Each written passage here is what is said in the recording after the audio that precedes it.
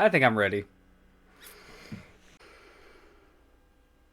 Hello, Internet. Today is the first episode of a new series of ours called On the Spot, where we interview interesting people and how they shape the world to be a better place. And the first person we are going to interview is Layla Jane. Now, the series On the Spot is designed to interview interesting people who shape the world into a better place. So, yeah, no Nick Fuentes and no Andrew Tates. But Layla Jane's have been a friend of mine for a while now. I talked to her while the lawsuit was going on, and I talked to her when the lawsuit ended. Not going into details there because, well, spoilers. I've known her for a while, and I know a couple of her close friends that are quite famous within the detransitioner space. All right, first episode of On the Spot. And we have... My name is Layla Jane. I'm 21 years old. I'm a detransitioner, and I reside in Northern California. And I'm somewhat known for having a lawsuit against Kaiser. All right. So how long have we actually known each other? It's been a year now? Yeah, about a year. About a year or so. I met you when I knew you when the case was still going on. Right. And I talked to you whenever the case went where it did. But I actually interviewed you back then, and this was during my skull mask era, for anyone who knows anything about that. But I didn't put the interview up because, one, I was just wholesale unprepared for what you told me. I don't think anyone is. But, yeah, this thing needs rum. Yeah, so it's honestly one of the absolute worst cases of medical malpractice I'd ever heard of. Yeah, I am among the youngest people to have received a double mastectomy as part of gender-affirming care, as far as I'm aware. At how old? It occurred just 1 month after my 13th birthday. 1 month? Almost exactly, a month and 2 days. Wow, it's even earlier than I thought. But this is one of those things that they say never happens. But it does, and, it's easier to pretend that it's not happening because it's just such a tricky thing to wrap one's mind around. But unfortunately, it is, and, even once you do prove and get it through someone's head that, yes, it is happening, when I show them my medical records, they say, oh, well, it's a good thing. It's not. It should not be happening to minors, especially as young as 13 years old.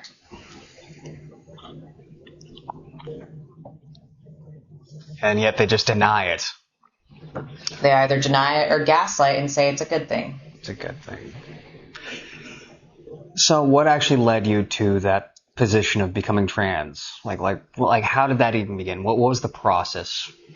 So to kind of go back a bit to my early childhood, I had a lot of underlying mental health issues that were not properly addressed. I had depression very severe ever since the age of 6.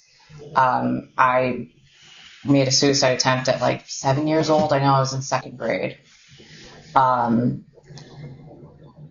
I didn't receive adequate counseling for that. I was also picked on in school, and I had underlying sexual abuse trauma.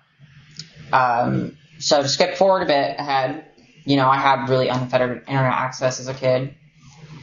And I learned about the concept of transgenderism around 11 years old, and I was enthralled with the idea. And I did more research on my own.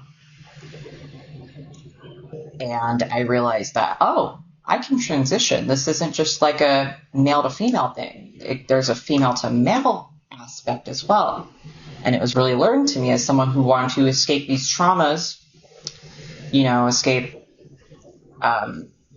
womanhood, which was really daunting and would be daunting for any girl, but particularly a girl with these traumas. And mind you, I hit puberty at a fairly young age, younger than the rest of my peers, so there was some teasing that came along with that, and I wanted to escape it. Another thing as well that I forgot to add in is that I have diagnosed autism that didn't get diagnosed until I was about 18 years old. So I had a lot of sensory issues that I didn't understand how to cope with. So that's kind of what led me there. Sensory issues like touch, like the mat on the back porch of this Airbnb. Yeah, I stepped out there barefoot and instantly recoiled. And it's like, nope. Like, I had such a visceral reaction. It's like, oh my. But we got you a special hat for that. Hold on. Let me just go.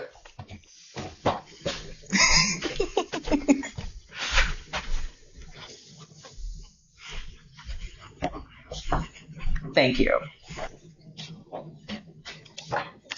Hopefully this shows up correctly on camera and isn't like in reverse, but please be patient. I have autism. I'm not going to wear it for the whole interview because I don't want to mess up my hair. I might have already done that, but yeah. So. Yeah, I have a hat just like that I wear at the gun range. Perfect. This is actually going to be very helpful for me to wear at the airport when I look confused and lost, because I usually am, because I solo travel semi-often. So.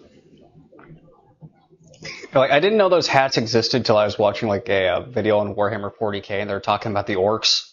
Like, just imagine like a big screaming orc with that hat on it. Yeah. I've seen memes and stuff about these hats floating around for a while, but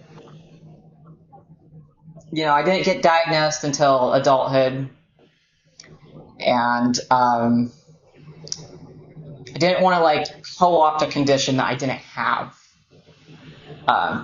You know, that's the only reason I claim it, is because I have that diagnosis. Now, I am not severely affected, but I am kind of on the less affected end of the spectrum from what I understand. So, like, lightism. Yes. But it doesn't seem to be, like, affecting things too awfully bad. Like, other than the mat thing, I've not seen anything that actually screams autism at all, like, the entirety of, like, the few days that you've been here. I mean, I struggle with eye contact really bad. That's one of those things that I've kind of had to work on these things. You know, I've kind of learned coping skills to deal with these things, and it makes it easier, but it's still an issue I have. But I've been able to mitigate it by learning certain skills, so. Which is always awesome. Right. Like, my case, however, is like, I'm not diagnosed, but we're pretty sure. I dropped it. So, escaping womanhood, can you elaborate a little bit on that? So the idea of growing up into a woman was really frightening to me, especially with the pre-existing trauma I had, not wanting to experience that again. And, you know, growing up, nobody ever spoke about the nice things about womanhood. It was always the bad things. It's like, oh, we have to deal with periods. Childbirth is terrible. Men are creepy. And, like, yes, these things can be issues, but there's ways to deal with them. And it's not all bad, and it's not as bad as I thought it would be. And it's just, you can't fully escape something like that. That's just innate. Well said. It's like, I noticed that with a lot of, like, trans men, like, well, male to female. Like, I've talked to a lot of the guys within the incel community, and a lot of the guys, you see them, they start dressing up as, like, their preferred form of woman. Yeah, that's a really big thing, especially when, I'm not saying all of them have this, but it is a really common thing for them to experience autogynephilia and to take that out maladaptively. I'm not the most well-versed in the subject, but when, that comes into play where they dress as their ideal woman and they are predominantly or entirely attracted to women, it's oftentimes AGP. Yeah, we've talked to a few of those in spaces. And, they'll just be in denial of that's the issue that they're dealing with, but, you also look at the people who are sitting there talking about it. They're not exactly getting it across in a way that is, how do I put it, bite-sized to these people that they can understand. And, So that kind of pushes them back into the thing. Oh, sorry. No, you're good. But as far as a lot of the ones that are in denial, it's because it's a paraphilia. It's kind of like an addiction to them. It's kind of like in the realm of porn addiction from what I understand. So, of course, they're going to be in denial, and it's likely a shameful thing, and I'm sympathetic, and I can't speak too much to that because, that's obviously not my experience, but, yeah. Like guys who are into anime girls dressing up as their preferred anime girl. I'm going to dress up as my waifu. Yep. But this isn't, but this isn't all of them. There are guys who genuinely believe that they're women or believe that life would be easier as a woman. Because you always see with the incels, it's they see the things that women have to deal with, and they see the guys who, how do I put it? They see that women get a lot of things handed to them. And that's true in some cases, but not all. Not all. Not all. I've met women who are just good looking enough to have some guy always in their inbox and willing to pay their bills and the idea of getting laid. And so a lot of guys will see this and they'll think that they can get that. Or that life would just be easier that way. And it's just no, guy. It's unrealistic. It's unrealistic, and you're asking for a different set of problems. Yes. It's men have their problems, women have their problems too. It's a balancing act by nature. I don't have to worry about walking down the street and getting R-worded anywhere near as much as you do. Right. I don't go out alone at night for the most part. And if I do, I always have pepper spray and a taser on me. Which you can't bring on a plane. Yeah. So that's kind of one of my issues when I travel, and why, once I land, I immediately make sure everybody knows where I'm at, and other precautions that I take that I will not disclose right now. Now I'm curious because you never told me your full setup and all that. Because we'll talk about that off camera. Okay, yeah, you told me about the pepper spray and the taser. But no, I was sad when I realized you weren't going to be able to bring the taser because I wanted to see the taser. I think the last time I saw one of those was my cop aunt. Oh yeah, I've got the lesbian cop aunt. She's awesome. You'd love her. I bet. It's I feel like I should have realized she was lesbian a lot sooner because she's always got the big trucks and all that, and just it should have been obvious, but it never the wheel was spinning, but the hamster's dead. That's an interesting euphemism. Yeah, I'm not even the one who came up with that. I don't even remember why I heard that for the first time. Yeah, I don't think I've heard that one before. Oh gosh. Okay. So, where were we? The differences between men and women is and just that whole understanding. I also see this with a lot of female to male transitions. A lot of them think that life's going to be easier as a man with certain things. And I feel like I kind of did in some ways. Because I thought I would be safer. I wouldn't experience similar traumas again. And, I kind of just idealized the idea of being a strong man and, that type of thing. I also kind of dealt with some internalized misogyny where, I wouldn't say I felt that women were inferior, but I just kind of felt like I would be, especially the type of woman that I may end up as. And I felt like Pocket and fun-sized?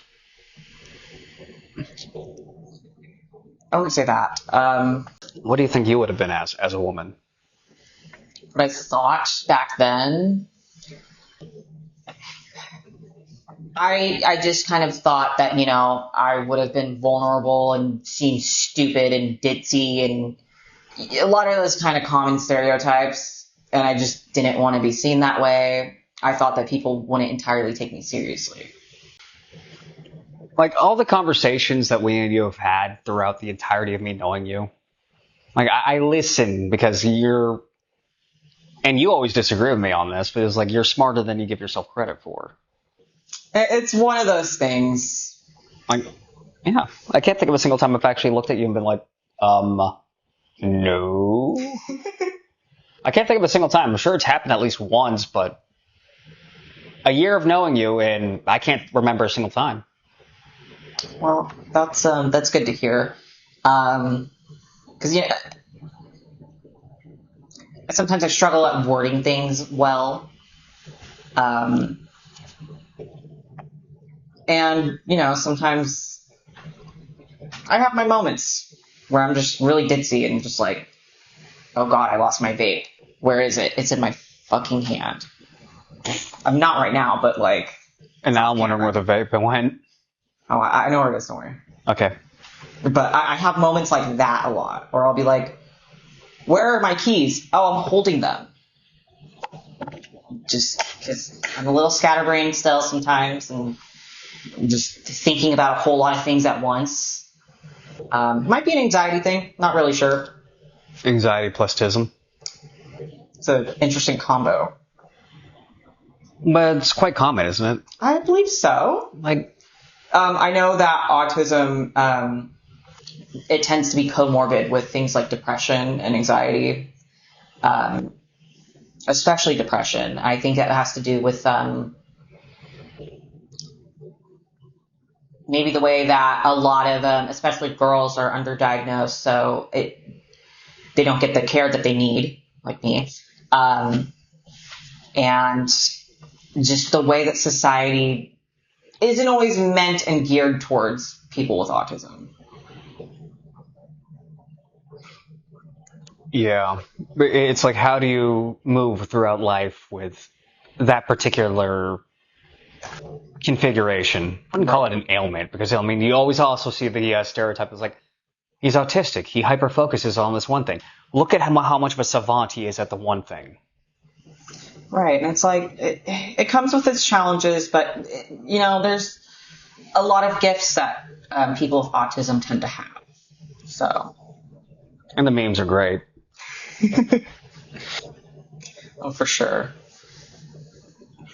Okay, so what was your life like when you were claiming to be a man? It was kind of turbulent. I was dealing with like a lot of like bullying in school, a recent familial death that hit me hard at the time. My grades were slipping because of, all the stuff going on. So I had to start going to therapy. And this was like the only time it was like kind of consistent, was because it was really apparent. Even teachers and principals at school were like telling my parents, like, you need to take the kid to therapy. I was already seeing a school counselor who also was gender affirming. But I went to a Kaiser therapist as well. This was about 11 years old, 12 years old. I brought up these concerns after, doing my online research about transgenderism. And I brought these concerns up to, my therapist, and I told her that I was questioning my gender identity. And she didn't really ask that many questions. She just immediately affirmed me in my identity as a boy and, asked like, well, what do you want me to call you? What name and pronouns? And I told her he, him, and gave her a chosen name. And she referred to me as that in sessions, but did not disclose that information to my parents. I had to do that, which I did maybe about 6 months out from that appointment. I know I came out to them as trans during the summer vacation between 6th and 7th grade. And immediately my parents were like confused, didn't know how to handle it, kind of thought it was akin to having a gay child and wanted to be accepting. You know, they sought out resources from LGBTQ plus oriented websites and centers. And also, after I disclosed this to them, the advice of that initial therapist I was seeing, who's now currently actually deceased. Fun fact. Whoa.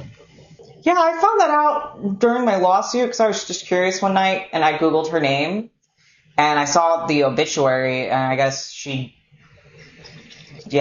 been gone since before I even detransitioned. So I didn't know that because I switched therapists for whatever reason. Not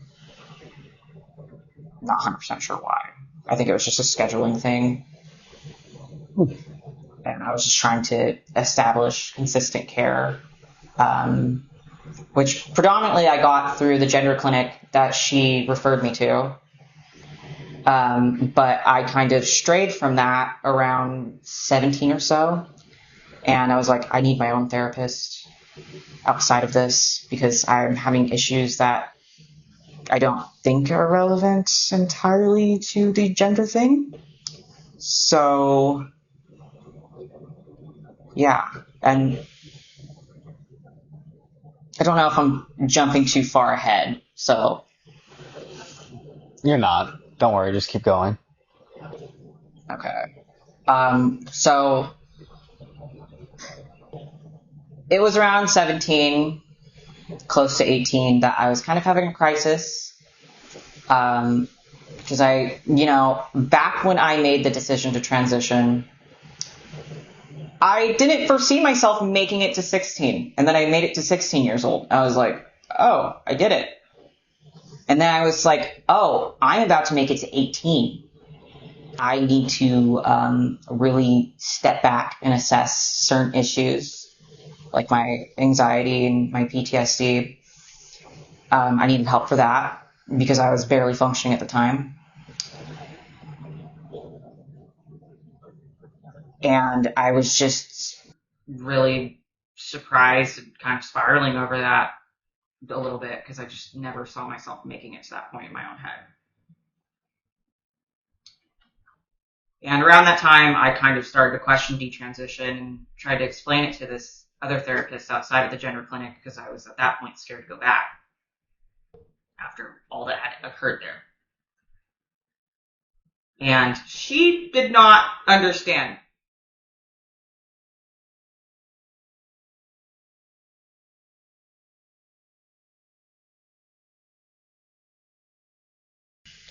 So we left off at Around 17 years old, I was having a lot of issues at the time, trying to wrap my mind around the fact that I was about to make it to my 18th birthday.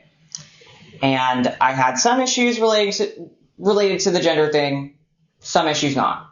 So I was seeking out therapy from a Kaiser doctor not involved with the gender clinic, or a therapist. And she was really confused. I don't think Why would you want to go back? Yeah, and I don't think she even knew what a detransitioner was. I didn't know what I was doing. I was having my own weird identity crisis that I did not understand at the time. Because I didn't know the word for it. This was close to 2021-ish. Not 100% positive. The years are a little bit foggy, especially around this time. But I do believe it's close to 2021, maybe 2022. Somewhere maybe a little earlier, but no later than that. If my memory serves me correct. And detransition wasn't a widely known thing at the time. And I didn't even know the word for it myself, even though that's kind of what I was doing. I was slowly reverting to appearing more feminine and finding comfort in that once again. And, growing out my hair, and doing things along that nature. And I didn't. Like it was just a phase. A long-winded phase that left me a little, what's the best wording for this?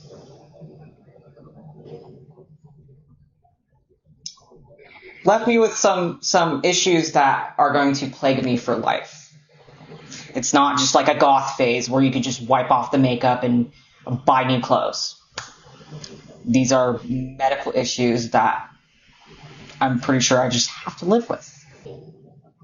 So that's the thing about it.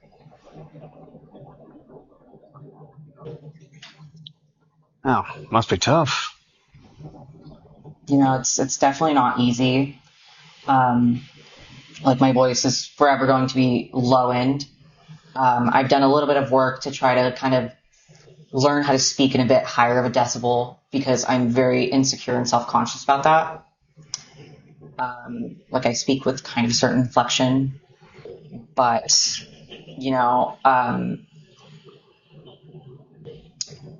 one of those things that isn't widely talked about testosterone usage in biological females is you kind of lose the ability to scream or yell for long periods of time, which if you're in danger, whatever danger it may be, that's not good, especially for a woman. So if you wind up in one of those positions that the feminists are always talking about men doing, you have no defense against that. Or like fucking God forbid there's a fire, like literally, like, and I need someone to bring me a fire extinguisher, like anything. This is literally the loudest I've heard you speak. I get a little fired up about this. That's, Yeah, but when you're happy, I mean, like, you can get a little bit louder. And when your Valley Girl comes out, too. It's one of those things. I grew up in California. I can't help it. So it's alright. It looks good on you. You can take the girl out of California. You can't take the California out of the girl, I guess, or however the saying goes. Something stupid like that. Cheers. Oh, oopsie. This needs rum. Real. Hold on.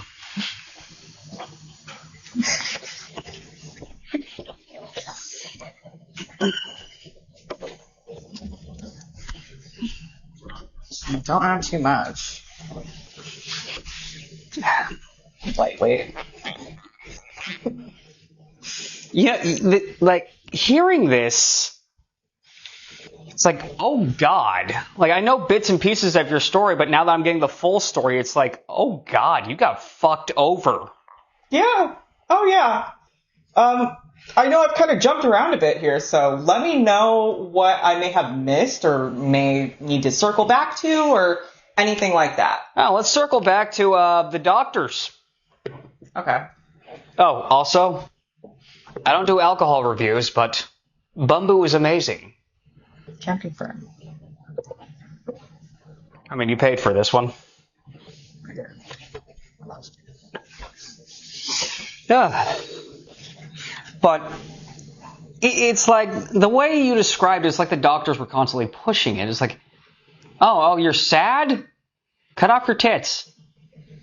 Yeah. Kind of. Because, well, the thing is, like, initially my parents were very skeptical because it kind of is crazy, especially to someone who, like,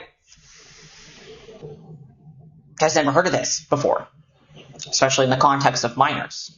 And then you have a minor who's going through a crisis, and then you have these doctors that are telling them and gaslighting them, telling them the fucking lie that is, would you rather have a dead daughter or a live son in my case, or vice versa in the case of an M to F. Oh, thank you. Now, I need more soda, and, you were looking kind of pale here. Yeah. Here we go. I could use a little bit more caffeine, so this works. Yeah. Because I don't do energy drinks. And how many have I drank since we've been here? What? Like, how many have I drank since, this whole... Energy drinks? Oh, I lost count. It's amazing that I'm not dead. I feel it. I can't really do energy drinks that hard anyway. The few that I do like, because, I get chest pains. Weird heart palpitations, so... Is that a side effect of the testosterone? I have no clue.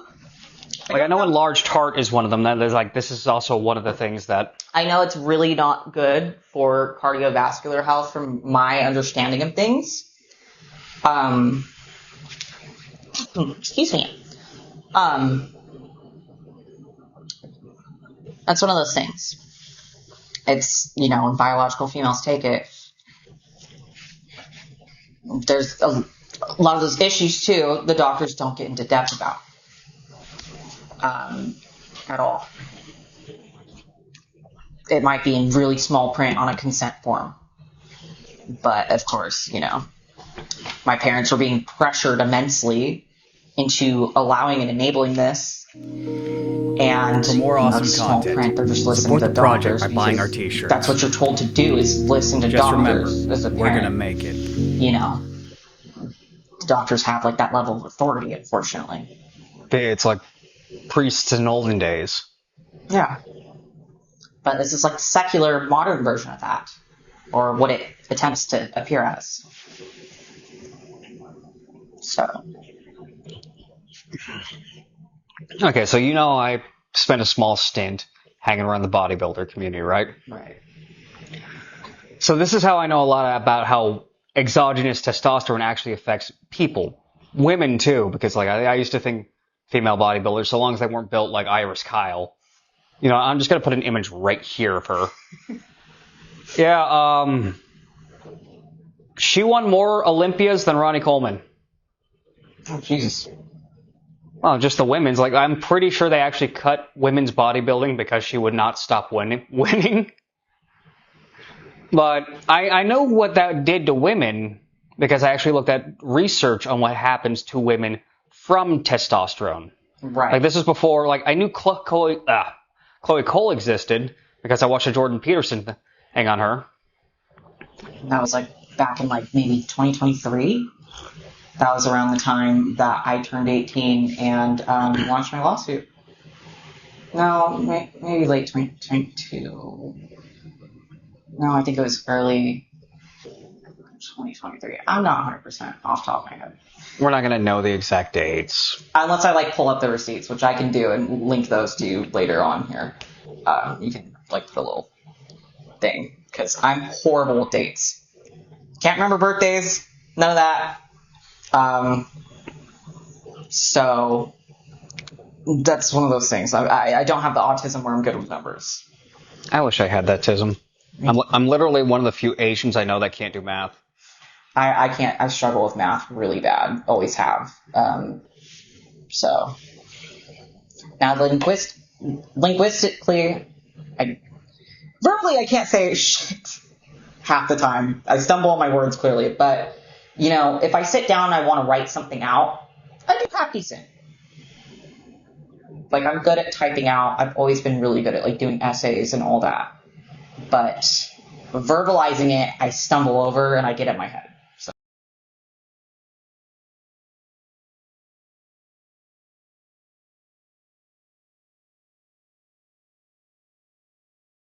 Well, yeah, so the doctors basically just shoved you into it.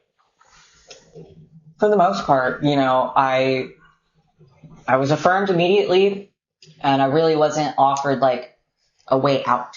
It was just kind of assumed that once you get the diagnosis of gender dysphoria, then you're truly trans, and that's that.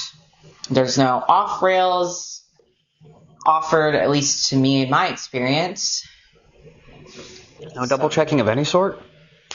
No, honestly, they didn't really do a comprehensive mental health screening. I was very surprised when during my lawsuit, my lawyers actually did that and I I spent hours with mental health professionals and got fully diagnosed of everything. And your lawyers, they just like footed the bill? I mean, like everything you told me about your lawyers, and I don't know if you want to give them a shout out here or if they want to keep quiet on that. Like, what do you think? I don't know, honestly. But You know what? If they want a shout out, it's here. I'll have to ask. And just text them. It'll be fine. But like, they just sound like swell people. They are. No, they're great people. They treated me with utmost kindness. And, I was able to get a lot of mental health care covered by them and at least have some of my physical health issues screened for. And I know none of that was cheap, but because otherwise I wouldn't have been able to afford that. Now, we did look at the pricing on that. I can't remember the exact number. I do remember my jaw dropped and I just put it away because like just thinking about that amount of money, like how much was it again they paid for? I can't remember the exact dollar amount, but it was around how much? Close to $500,000.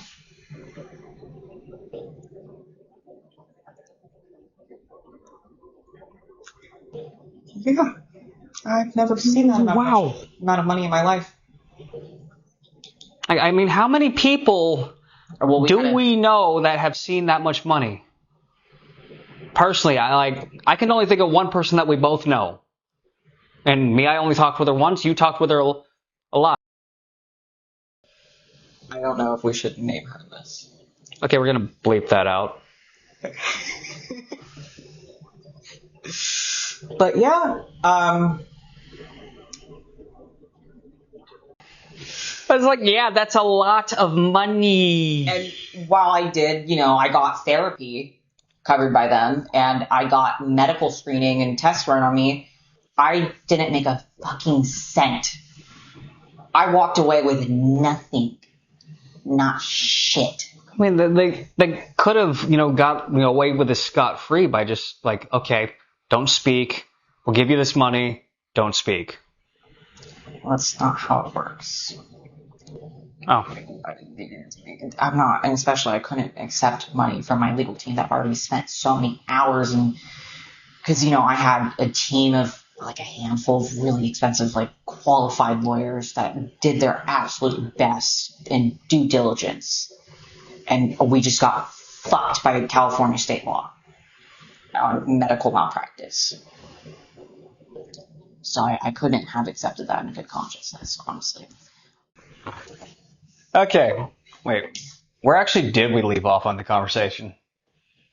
I kind of think I trailed off, but I did want to bring up my plans for if I did win my lawsuit. Yes, let's hear them. Everything looked good. Everything was hopeful. So,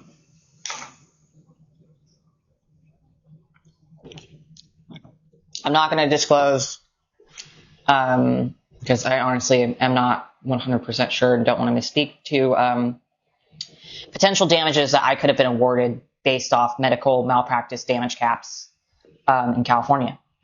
But I was more than willing to settle with Kaiser. That's why I kind of stopped doing interviews for a while and kind of just stopped being active online publicly. So my plan was I was hopeful because I know my story is fucked and, they probably didn't, I figured they wouldn't have wanted it to get out more than it already was. So I was hoping that they would sign an NDA with me and that I could just walk off, go leave California, go live in the middle of nowhere, change my name, just disappear and just quietly live in the middle of nowhere. But that was not in the cards. So, what exactly was happened? Like it just got thrown out or something along those lines? Because like when it comes to medical cases, like I'm not exactly sure how court does things. Well, I was contracted to binding arbitration So basically I didn't have the option to have a jury trial. So I had to have an arbitrator, which is basically a mediator, do it all privately. And usually when a case is thrown out, they do it pretty early on. It got dragged on for about 2 years. 2 years of this. It's stressful. All the legal stuff, all the medical stuff that I'm already dealing with on top of that. A couple months ago, within like the last 6 months, my arbitrator decided to drop the case based off of the statute of limitations, which, in his opinion, started running down the clock after the date of my surgery. And that would have been 3 years out. So I was expected to sue by 16. When, mind you, I didn't begin to detransition until right before I turned 18. And right after I did, it's kind of a funny story too. But I took legal action very shortly after my 18th birthday when I could finally sign my own contract and finally knew what a detransitioner was and what the hell I was kind of doing. So I was quick with it, and it was within, I had only been off hormones for not even a year at that point. So I figured, and my legal team figured, okay, the damages start running when she detransitions and stops taking the hormones, because obviously the hormones are continuing to do damage even after that initial surgery date at 13. But my arbitrator didn't agree, and that's where we're at now. Eesh. It just sounds shady. And then, at some point within recent times, after the FTC thing, which I watched all of that. So, shortly after the whole FTC thing, and I had already done this like before, For more awesome like content, one time. support really the project by buying our t-shirts. Just remember, these past we're two gonna make times, more recent times, I testified in front of Scott Wiener, which, if you know, you know. He's notorious for all these really egregious bills in California, especially in this realm of things. So yeah, I have sat across from the table and testified against him, and he paid me no mind. Just deadpan stared at me like he hated me, it felt like. And also, mind you, what also is kind of screwed up, and I don't understand how this is allowed, a lot of the assembly members across the room, who are supposed to be their job is to like listen and be at attention, like they're on the clock. If I were to do that at like any place of work that I've worked at and just twiddled my thumbs on my phone, I would have been fired and sent home. Apparently it's okay when California assembly members do it. Only on trans issues, though. I don't know if it's only on trans issues that they do it, but that's where I've witnessed it. Yeah, you can see, and I'll have to send you the screenshot I have, where I have it circled in red. Each and every one of them that's on their phones, and it's like, I think almost like half of the room. You sent me a picture of Scott Wiener whenever he was just walking around, and like the guy looked like Slender Man. Yeah, he's like really tall and like lanky. Yeah. Like, he gives off weird vibes. Just like looking at him, like normally you don't really actually feel vibes unless you're there in the room with him. Like, I mean, you can infer some things by like looking at somebody, but it's normally not like the kind of thing where you look at the guy and you're like, I can feel darkness from this. Imagine how I felt being like, from this end of the table I'm sitting, that's about, maybe a little further, that's about how far, I can't guesstimate how many feet this is. I don't know, like. And he's just sitting there staring at you like, yeah. I have to listen to this bitch. Like, imagine being intimidated by a, how tall are you? About 4'11", 5'0"-ish. Like, you're shorter than that. No, that's... okay, so, I guess I'm full of poop on some things. But it's like, imagine being intimidated by that. Yeah, and especially, I don't know, my speeches I feel like were very well crafted, and he had the opportunity to respond and give comment, and I'm sure he did. They just moved on and none of the assembly members asked me any further questions. They were just like, okay, move on. And I think some of those bills may have ended up passing. They might be still going through like other branches. I'm not the most well-versed person to ask. Yeah, he's probably sitting there thinking about how, because he had to sit at the table, he couldn't, sit there and text his thigh lady boy at home or something like that. Yeah, I don't know, but yeah, he's someone that I can't agree with, and just like, look, let me just stare angry at you. Yeah, no, like I tried to like look up and give eye contact, but I just kind of had to look at the table for the most part and just make sure I didn't stumble on my speech and my words. Cause like I can usually speak off the cuff pretty good. But in situations like that, it's a lot easier for me if I just kind of zero in on the table and just make sure I'm not screwing up what I'm trying to say. Like looking at him, he looks like the kind of guy that while you're looking at the table, if you finish the speech, give some nice tagline at the end, and you stare right at him, he'd probably shit his pants. Like, he looks like the kind of guy who wants to be intimidating, but at the end of the day, he's a coward. That's just what I feel based on looking at him.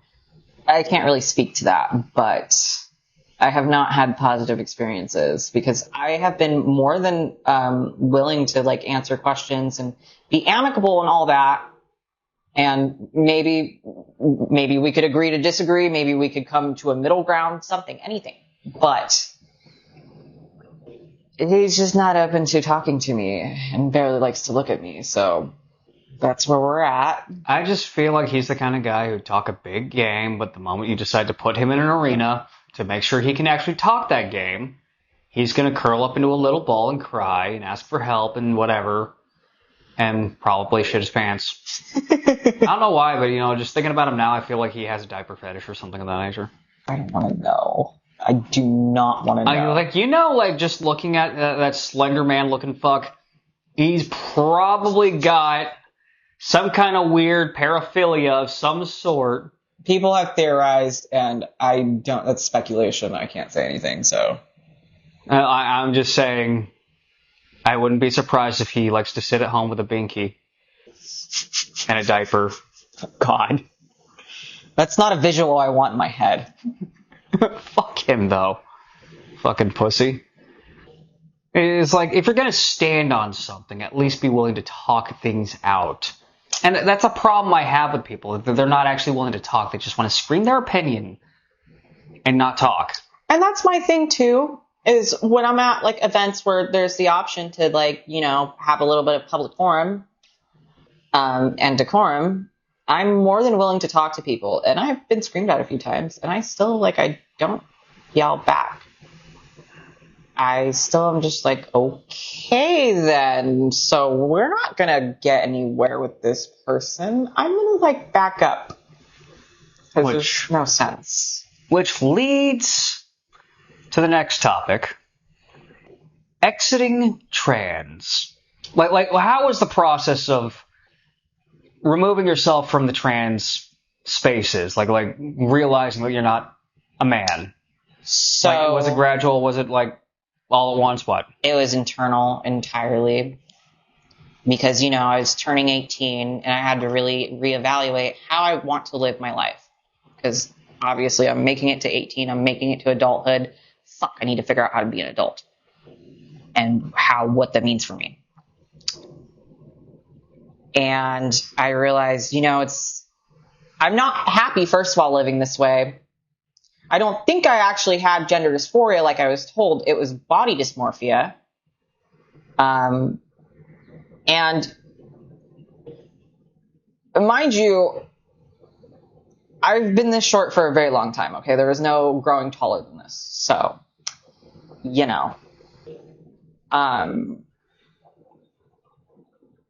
So, it just wasn't feasible for me to live as a man, especially, I don't know, now that I've kind of come to myself and gotten a little bit more confident and not, I don't know how to put it, but, I talk with my hands. I do a little bit. I do this too. Yeah, but I don't know. I also just have like other like qualities and like aspects of me that are just kind of feminine. And I'm happy living as a woman. I don't feel like I'm putting on a fucking act. Like this is just genuine. Because it is. It's authentically you. Yeah. I'm not like, I don't really know how best to phrase it. But other than that. It's authentically you, I think, would be the best way.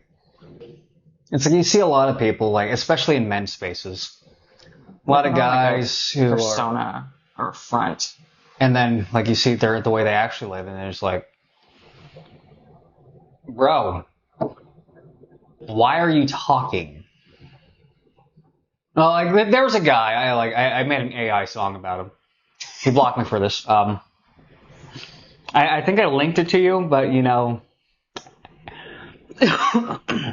every time this guy comes up in spaces for doing something stupid, they tag me in my song, and I'm like, you missed it. Or they tag him whenever he's doing something stupid in my song. Oh, that's great. But the thing is that he's always talking about chasing the bag, trying to get money. He's trying to make all his money off Twitter followers. Yeah, you can monetize Twitter, but you can't monetize live off that. Like, a very few people can. I think there's probably maybe 100 people who can. Like, we know one of them, and we're not going to say their name. Because, like, I don't know how they would feel about that. And I don't know their actual analytics. It's just kind of a well, she used to post the stuff, and it's just like, bitch. I got $40. I bought one box of ammo with the money I've made on Twitter. And I was on my other Twitter account. Yeah, I have not had my Twitter monetized thus far. I haven't made enough impressions, so I haven't made a cent off Twitter. So make of that what you will. The fact that I've got more impressions than you is honestly kind of amazing. Honestly, fuck you. Like, I don't know how. I think it's just because I went inactive for a minute because, you know, shit was going on. That is exactly why. Yeah, and the algorithm just kind of like quit doing me favors recently, but that's okay. It'll pick up again. It'll pick up again. You're gonna start steamrolling stupid people on Twitter. Yeah. Just by being, you know, authentically you. Which, going back to the whole male whatever thing, male spaces, and this guy's always talking about being alpha, you know, having the bag, getting the bag, and, you know, making money and all that other shit like that. Turned out this motherfucker was living in an RV. Oh, jeez. I mean, there's some nice RVs out there, but those are not cheap. It was a shitty one. It was a shitty one. It was like, I'm going to guess like it was made in the 80s and just has rotted ever since. Ah, okay. I see. People posted pictures of it, and I assume this is the right one, but it's like, Joe Dirt wouldn't live in that. And that's how I feel looking at this thing. Like, this is like the RV that your redneck families will buy, use twice, and then leave out in the field to rot and forget about. Okay, I get the idea. Or they'll start cooking meth in it. Oh, God. You know, I could get it even more graphic because I've lived this shit. Because, like, you've seen this neighborhood. No. It's actually quite quaint. It's nice, but it's like, and the criminal element, I mean, they're filthy fucks, but I mean, at least they're on the outskirts or whatever. They're on the outskirts, and they generally, unless you're part of that element, you don't ever have to deal with them. Right. Like, you're never going to be like, you know, just sitting on your porch. You see the rednecks, women, and their man just sitting there arguing over whatever. They're not going to involve you unless you insert yourself into that situation. So, you know, self-containment. Yeah, no, from what I've seen of this neighborhood, it's very cutesy. It's, you know, very quiet, very relaxing. Super different from what I'm used to. Like, the people are just friendlier. People actually, like, say hi to each other and wave to each other instead of just, like, you know, just pretend not to make eye contact and, like, go about your day. Like, unless you're, like, close friends with somebody, from what I've experienced living in California, and you see them, like, run into them by chance, like, you're not going to say hi. Most people don't know their neighbors. I don't know my fucking neighbors. My classmate that was up the road from this Airbnb, That was a funny interaction. He was like, "Hey, Bullet, what you doing? Airbnb? You live in town. The fuck are you doing here?" I got a friend that's visiting. I was telling her about how I got kicked out of high school. I can vouch for that. And it's like the whole thing is like, I got kicked out of high school because I made a joke about setting a fat kid on fire. Guess who the fat kid was? The guy who's living like right up the street. Nice guy. We're not buddy, but whenever I used to work at the gas station making pizza, he'd only order if I was there. Fair enough. And if I DoorDashed to him and his wife tipped.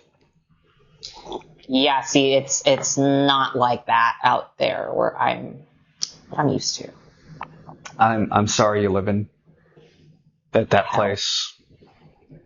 That's why that's circle back. That's why if I won my lawsuit, I was going to skip state and just... It's almost a different country.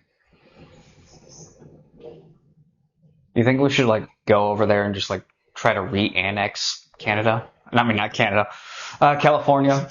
I'm sorry, just, Freudian slip there. Just, I have desires that, it's a good reason why I'm not president.